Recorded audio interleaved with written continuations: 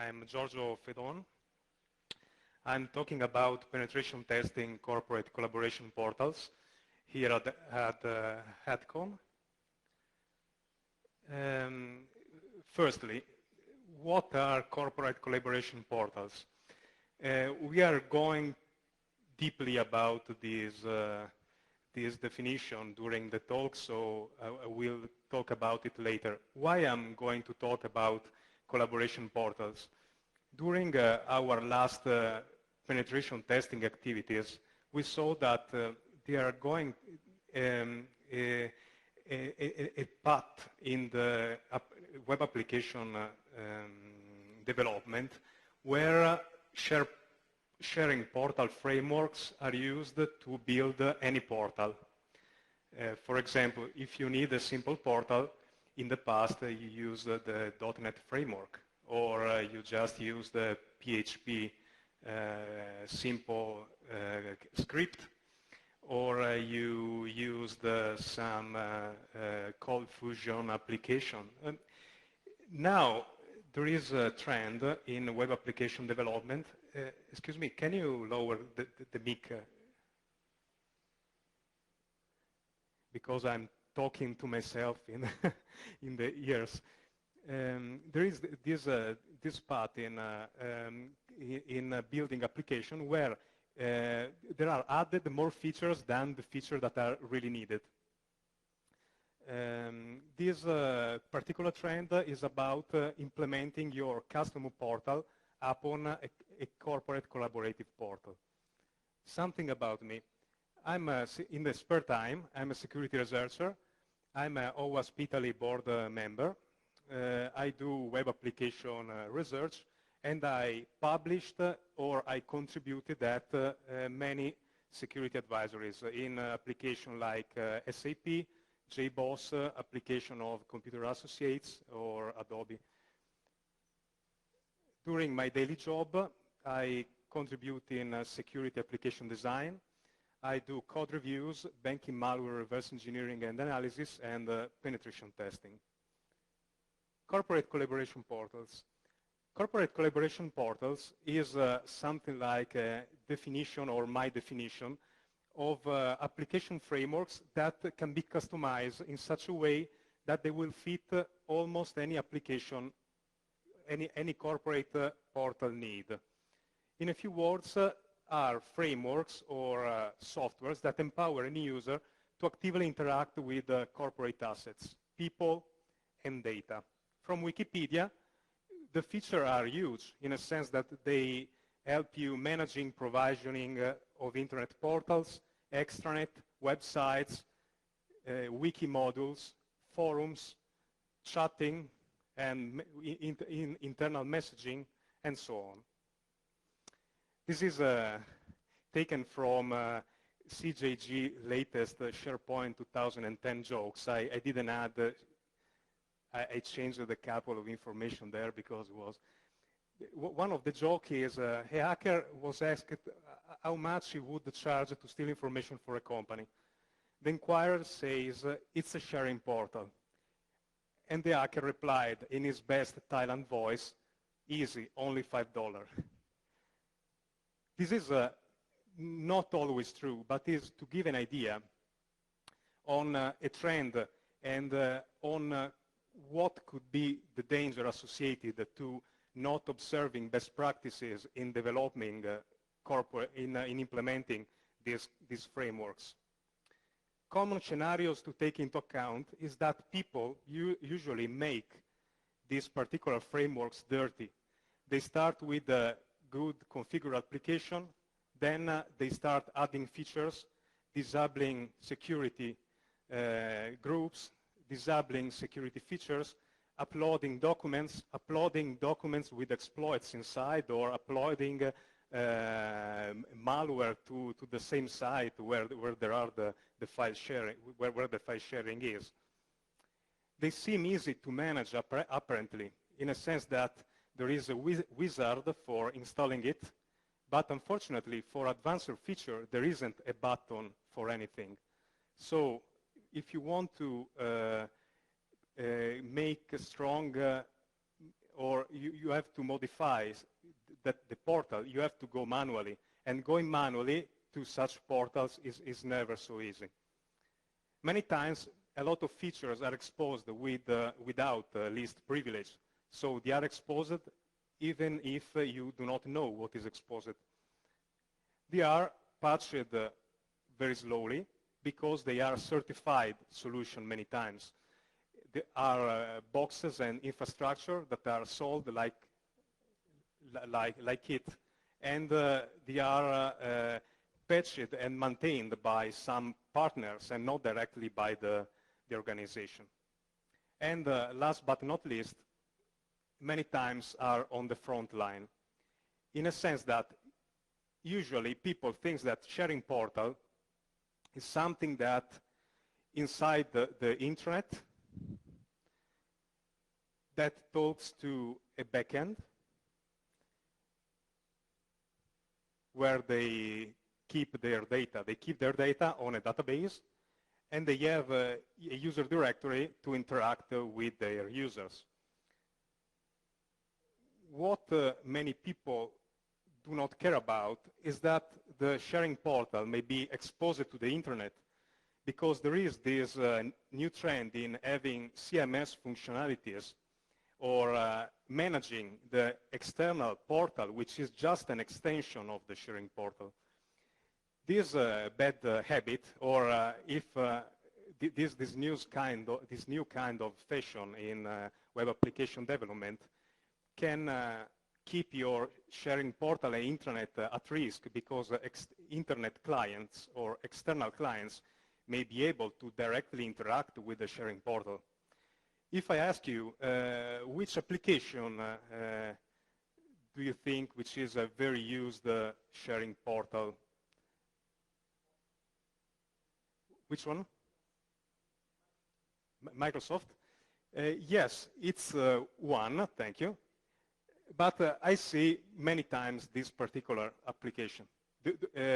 How many in the room know this particular software? So there are some people that know the software. Liferay is a portal collaboration framework written in Java 2 Enterprise Edition. It's available in two flavors. There is an enterprise version and a community version. They are very similar. We did code reviews for enterprise and community edition, and we saw that what is really different between the two is the support. It's very used in new developments because it's open source. And when I mean used, I mean it's very used. If you look at URL that expose Liferay portals, you see numbers that are around millions of findings. Liferay is very, very used. You know this. Is something like a statement from the Linux community, given enough evils or bugs are shallow. Unfortunately, experience says that software is not secure just because it's open source. That's why we need to test it. I came across many customers that says, okay, this software is very secure because it's open source, but since if a software is open source, it doesn't mean that a lot of people have looked into the code base or just they use it. It depends on how many people use it. Liferay, for example, has a public Atlassian Jira, a backtracking system with free anonymous browsing. You can go to issues, liferay.com, secure issues navigator, and you see something like that. This is free, and is with anonymous access, you can go to this part. I would like to remember you that hackers usually tries to get access to Jira or backtracking system softwares. They did that for Apache, but they are usually not publicly exposed because people give information about vulnerabilities and any other kind of threat. unfortunately, for Liferay is not the process. Liferay have security issues rated critical that are already public. If you go to that website and you go around, I just added it while I was modifying my slides a couple of minutes ago. I was browsing the internet and I found this new, I think that is a new one, this one, security issue on chat portal. Step 2, reproduce. So you have the vulnerabilities, you have the step to reproduce, everything is public, and unfortunately is unresolved and is already rated critical. So if you want to find 0 days for this platform, you just have to go to that site and browse and find the one that most suits your need for exploiting. Liferay is known to have the following issues: reflected cross-scripting, stored cross-scripting. Do you know what a cross-scripting is? I think that everyone here knows about it. But anyway, it's possible to have the clients automatically executing JavaScript in many different ways into this portal. There are many information leakages, JSON service information leakages, multiple module remote code execution. There is a web interface information disclosure. These vulnerabilities can be found around all Liferay versions. In this example, I show you a cross-scripting for version 4, but just because I add it on one of our reports, and this is the place where the cross-scripting is. And on newer version, maybe it's not that field, but if you go around and you, for example, we did code reviews of Liferay, but we found so many cross-scriptings that, for example, we made some examples and we didn't signal all the, report all the issues because there were a lot. Administrators, of course, of the portal, if you change, these are personal information, so you can modify your own information, will execute that particular script upon they will see the list of the users, so you can take over the administrator account, for example. Then there are other issues, since cookies are not marked, are HTTP only, and so on. JSON information leakage. We found JSON information leakage around different versions. This one I show you is an advisory we already published some months ago, and was about the get role users in the JSON service. You can find this advisory here. And this particular request can be triggered by any user. You have to be an authenticated user, but can be done by any user of any privilege. And the result is that you will have a response that contains user password hashes. Passwords are by default hashed using SHA-1 with no salt, so password can be recovered. An example of response, you have Liferay admin, password, base 64 encoded version of the SHA-1 password. You have post-authentication code, remote code execution in different modules. For example, we found in different version calendar module that has a feature to export calendar information to a text file. This text file is temporarily copied to a temp location, but you can manipulate both the extension and the path where this file is saved. And the result is that you can save a GSP file to the web server path, so you reach remote code execution. In older version of Liferay, this is straightforward, but it still works also on newer version. Anyway, it's not so easy as reported in the advisory, but it's possible. At the moment, we have several unreleased issues on the newest version of Liferay. Version affected are Liferay 5, maybe also 6. Since community edition has a public JIRA, even people that are willing to do responsible disclosure will end up in full disclosure, because everything you report is published to the world. But we still believe in responsible disclosure, so we are trying to contacting Liferay developers for having this bug fixed before going public, and usually we reach this goal. So visit our website in the future for updates and more information about this. Anyway, if you download Liferay and you start looking for storage process scripting, you will find some for sure. So it's an easy task. Another software that is very used is Microsoft Sharepoint. Microsoft Sharepoint is maybe one of the most known Microsoft products up to date, because it's part of the Office family, which is one of the most successful software in history, and is a very good product. Sharepoint is very well coded and has a lot of features. It's written in .NET upon .NET 3.5 SP1 framework. This means that is made up of ASPX file, handlers, and is made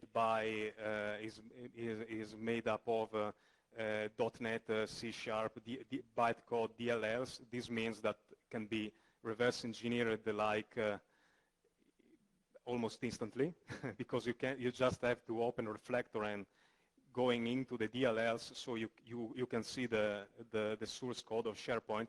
I don't know if it's possible by the DMCA Act, but it's something like that is offered the possibility to also to extend the DLLs, etc. is inside the license. Sharepoint has a lot of features. For example, it has collaboration modules, portals, has an enterprise search for enterprise scalability, contextual relevance, etc. As a really successful content management system, because you have something like the Microsoft Word interface, where you can change the color of the fonts, then you can change the layouts and so on. Very well implemented. As business processes like web-based business processes form, single sign-on, as business intelligence modules, all this stuff together. But you will find these modules also in portals that should only use the content management system. Maybe they are not directly reachable because you didn't activate some module, but usually when you install Sharepoint, you find inside the DLLs that are installed also many of the other modules. Sharepoint, as we said, is a complex architecture, has millions of .NET lines of code. So looking at the entire code base is very complex. Settings are very granular and need very specific knowledge to be applied correctly. Now there is a question, can your organization or your partners configure it correctly? Because too many times the problems are related to not correct configuration of Sharepoint services. It's so easy to not configure it correctly. There are many features available on a default installation. Do you need all of them in your common setup? Several functionalities need integration with Active Directory. Is it that good in a case where the portal is also exposed to the internet? So, if you have a Sharepoint installation, is it a good suggestion to test how your partner has implemented it, how your developer has installed it? Because you think to find a lot of experts about this infrastructure, but since infrastructure are very complex, it's difficult to find people that know all different aspects of these frameworks. For example, this is what happened in everyday assessments, is that Sharepoint has config settings, since Sharepoint is a common web.NET application, so has web config and all the other stuff like any other .NET application. Sysadmins make mistakes in modifying directly Sharepoint config files. Configuration are often modified to add encryption, for example, to secrets using the RSA protected configuration provider, and so on, for mitigating against potential issues like path traversal. A path traversal is the first enemy for configuration files, because if someone can download the configuration files with passwords or secrets in clear text, as we see later, it can do a lot of damage against the application. So one mitigation for not transforming a medium risk vulnerability like a path traversal into a high risk vulnerability is that there is the mitigation of encrypting the configuration. From the vendor, Sharepoint overrides web config and other configuration files during startup. Configurations should be edited only in XML files under the Sharepoint config directory. So this is something that is not known to everybody. It's something that is quite weird for a .NET application. Usually you modify the web.config, you think that are okay because Sharepoint gets the changes, because any time that you modify the web config, .NET recompiles the DLL in the temporary directory. Unfortunately, the process next time that is started or is patched, it will overwrite the web config again, so you will get the old configurations. Configuration is also a manual process. For example, a common scenario is the one where you have an internal web application and you have to create the external part. For creating an external application, you have to go to create or extend web application and start creating an extranet site. The suggested authentication is the form-based authentication. This for SharePoint 2007. Now SharePoint 2010 has also the team authentication based upon the Windows Identity Foundation APIs, which is a bit different. But anyway, this is the reference from Microsoft Developer Network for implementing extranet SharePoint websites. This is the page from the SharePoint administration where you choose to use the form authentication for the extranet website. So the authentication method, the suggested authentication method is forms. So as you know, form authentication tickets can be recreated if machine key, so if the secrets are recovered from a remote machine. If an attacker is able to recover the machine key and you're using form-based authentication, the attacker could be able to forge form authentication tickets and to impersonate any user. How the attack may work. During the end of last year, during September, two researchers presented a new kind of attacks against web application, and that particular attack was named the padding oracle. I think that you read about it. I published the first exploit against the .NET application based upon the research of Tai and Duong the 21st of September last year. And even if they already exploited that problem, nobody had before published a working exploit.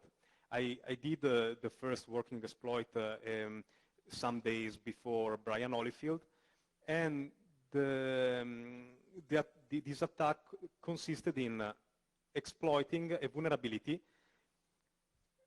by which, if correctly exploited, could let an attacker to dump a web config, getting the machine key in clear text, and then forge any authentication ticket.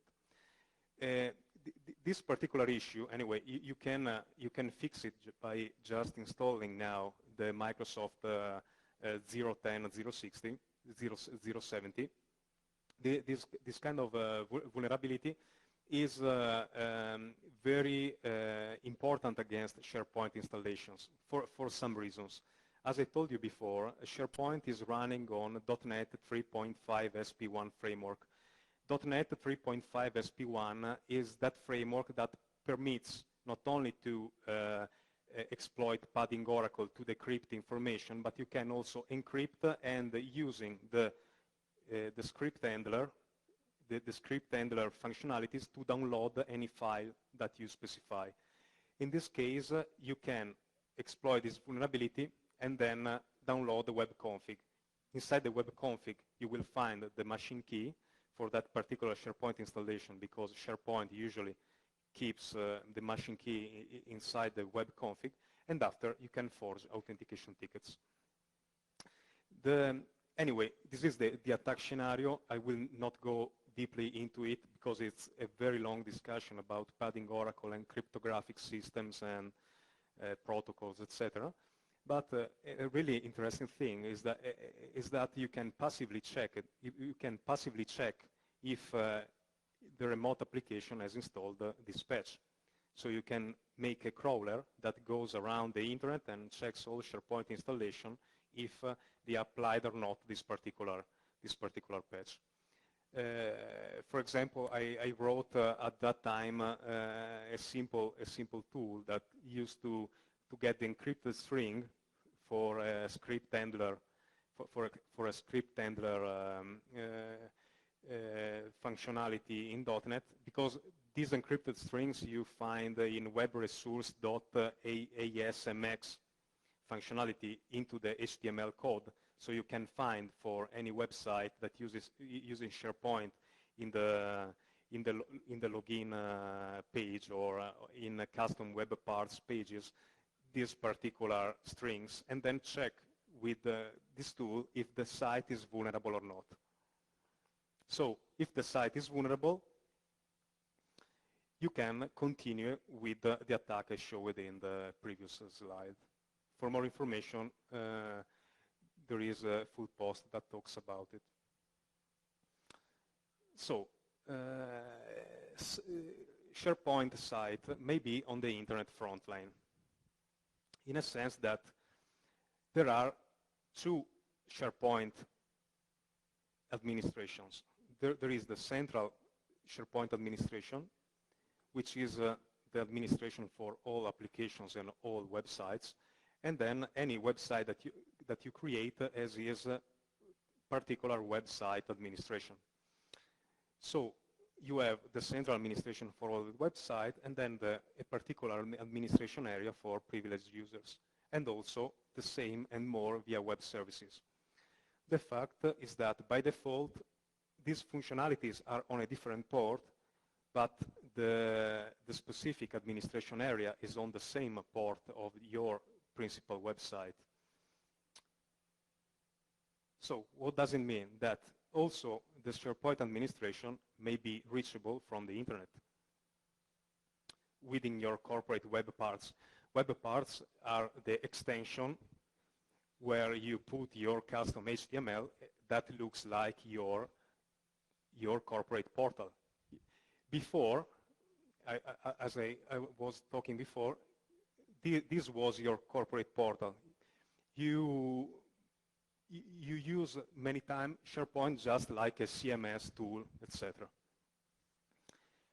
If you search on Google, for example, some information about files that can be exposed by SharePoint, you have a full list herein. So there is in FastDB in Google Code, you find many files that are exposed by default by SharePoint, and you can search around Google like that, and you will find a lot of military or organizations that are exposing to the internet their full asset through SharePoint. This is from my own setup. This is the same. I searched for SharePoint Services Discovery, and if you click on SharePoint Services Discovery, you see all the services that you expose through your website.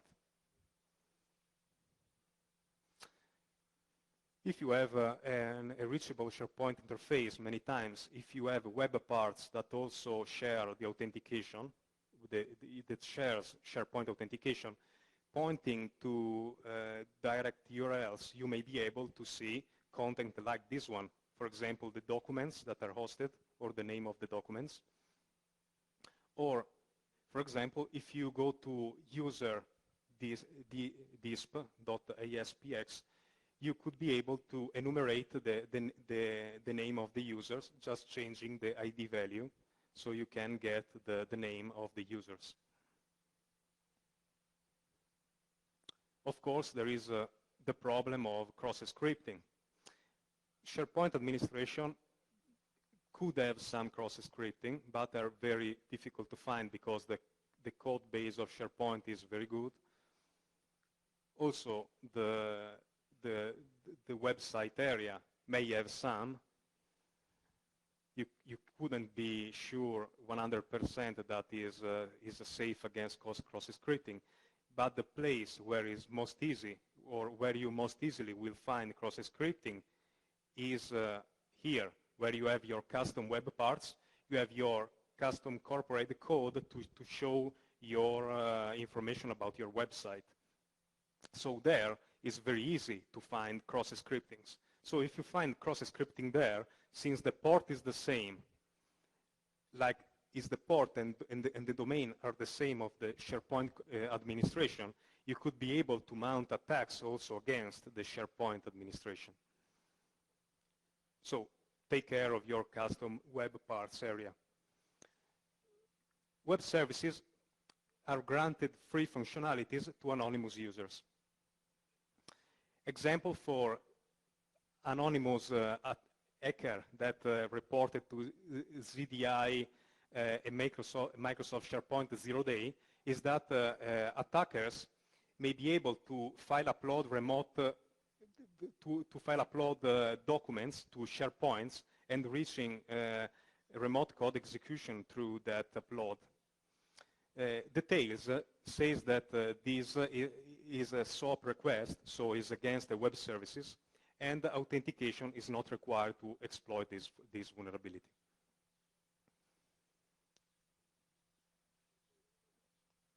In reality, also in SharePoint 2010, there are several issues that do not need authentication. Under VTI-BIN is the same path where the web services are located. There are some functionalities that let an attacker to do things without being authenticated. For example, there is a functionality that is called the WAC proxy, which is a proxy server that is able to contact external website, can let an attacker to port scan the internet, give some sanitized content, and so on. So an example is that you can build a port scanner from the internet to the internet using WAC proxy, because if the request for a page exists, it will answer with 404 error code. If the port is closed on the host you are specifying, it will have a long socket timeout and then showing another page. For example, in this case, I will make my SharePoint installation contacting google.com. That SharePoint installation will contact for me Google without being authenticated. The response if the port is open is web exception 404 not found. If the port is closed, you get this other error. For example, this is the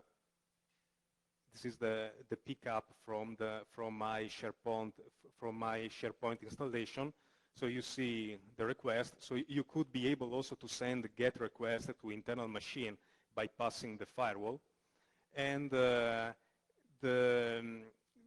machine, my protected machine that is trying to contact me, that is trying to contact an internet website. This issue could be also used to exploit DNS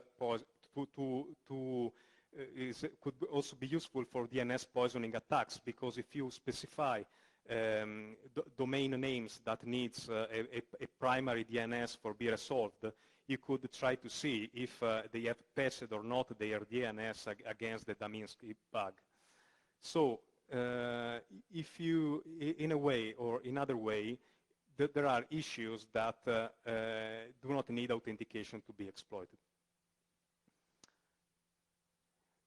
There are other issues with the SharePoint 2010 and Active Directory.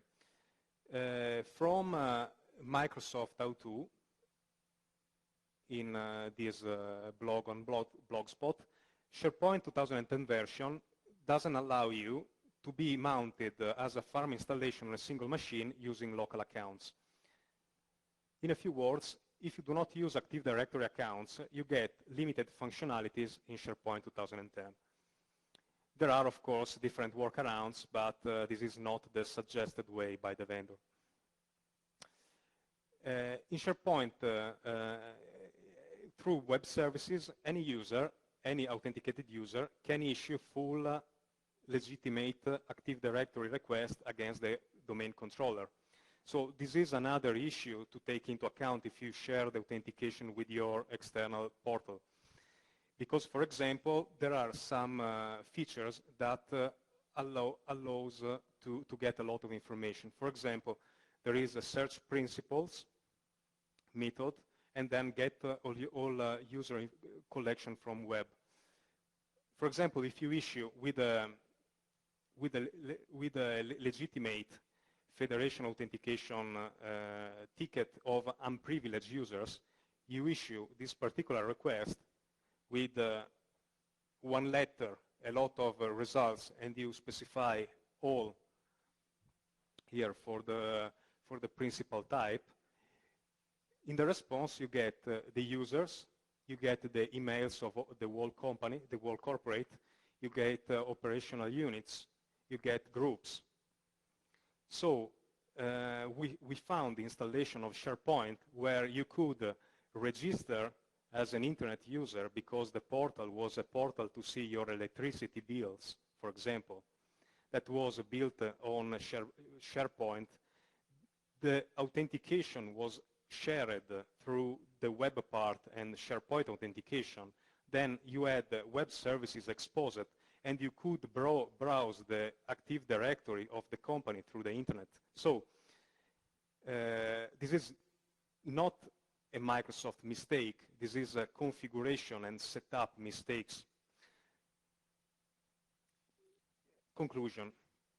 Too often, vulnerabilities in SharePoint's portal are caused by configuration issues. Patching is a weird process too. Sysadmins tend to apply anytime the critical updates, because Microsoft has different levels of updates. There are the critical ones, etc. For example, the patch I showed you before was important and not critical. So sometimes there is the wrong assumption that critical vulnerabilities are remotely exploitable and important vulnerabilities not. If you do not apply some security patches, you can get in trouble. And you should verify that administrative interfaces are not exposed to the internet. Administrative interfaces, I consider administrative interfaces also the CMS or the SharePoint single site administration. Do not expose the sharing portal JSON services, like in the example of Liferay. Do not share web services to the internet. Verify your corporate portals require code reviews if the portal is based upon Liferay. Do code reviews on custom SharePoint web parts, which is the custom code that your developers add to SharePoint for having the CMS functionalities working. Penetration test it and verify multiple times if the settings have been applied correctly, because web config may be overwritten the next time you reboot the system. These are some SharePoint security reference. Thank you. This was my presentation.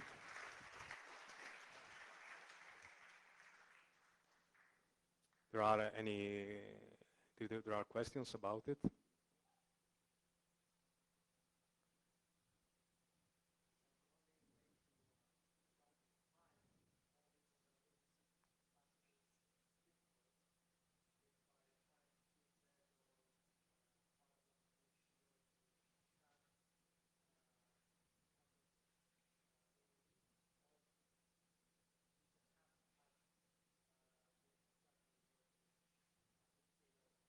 Yes, I don't know if you